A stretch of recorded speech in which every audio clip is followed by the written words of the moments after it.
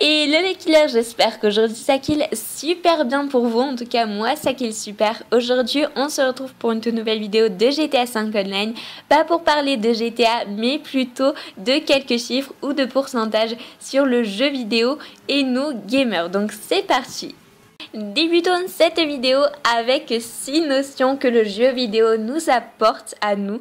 Donc il y a en premier la perception, que jouer améliore la perception des nuances de 58%, ce qui est assez conséquent quand même. Il y a également le soulagement de la douleur, puisque la douleur diminue de 30 à 50% chez les joueurs, puisque l'esprit est logiquement attiré par autre chose et donc occupé, ce qui nous fait vraiment sentir mieux.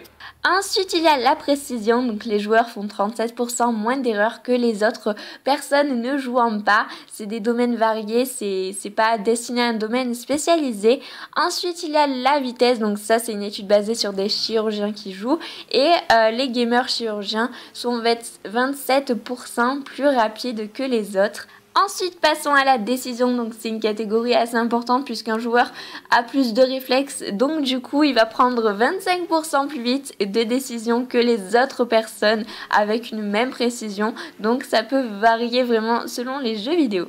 Ensuite, les réflexes, les joueurs d'âge préscolaire, donc on va pas dire les kikous, hein, mais presque ça, améliorent leurs réflexes de 12% que les autres et c'est plutôt pas mal, une qualité assez bénéfique. Maintenant, passons à des données plus généralistes, donc c'est genre des données pour l'âge, pour la durée de temps passé. Donc commençons tout de suite avec 30. Donc 30 c'est l'âge moyen des joueurs qui s'amusent avec des jeux vidéo en moyenne depuis 12 ans. Donc ça veut dire qu'ils ont commencé vers l'âge de 28 ans.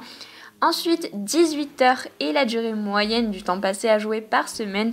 Je trouve que c'est assez peu. Ensuite, 35, les gens de 35 ans sont ceux qui achètent le plus de jeux vidéo, donc sans forcément y jouer, mais généralement c'est pour voilà, le petit-fils, le fils, le neveu, etc. Maintenant, enfin, dernière rubrique, c'est plutôt deux choses importantes pour des joueurs intenses, donc qui jouent beaucoup, et des non-joueurs, donc c'est des notes basées sur des études. Donc il y a en premier les décisions plus les actions par seconde, donc un peu les réflexes et tout ça. Donc la note donnée aux joueurs intenses est de 6 sur 10 comparée à des non-joueurs qui est de 2 sur 10. Ensuite, la dernière chose est l'attention portée à plus d'une chose en même temps. Donc les joueurs intenses est de encore 6 sur 10 et les non-joueurs de 4 sur 10. On arrive à la fin de cette vidéo, j'espère qu'elle vous aura plu et assez informé. En tout cas, n'hésitez pas à vous abonner si ce n'est pas déjà fait, ou bien de liker, de commenter et ou de partager.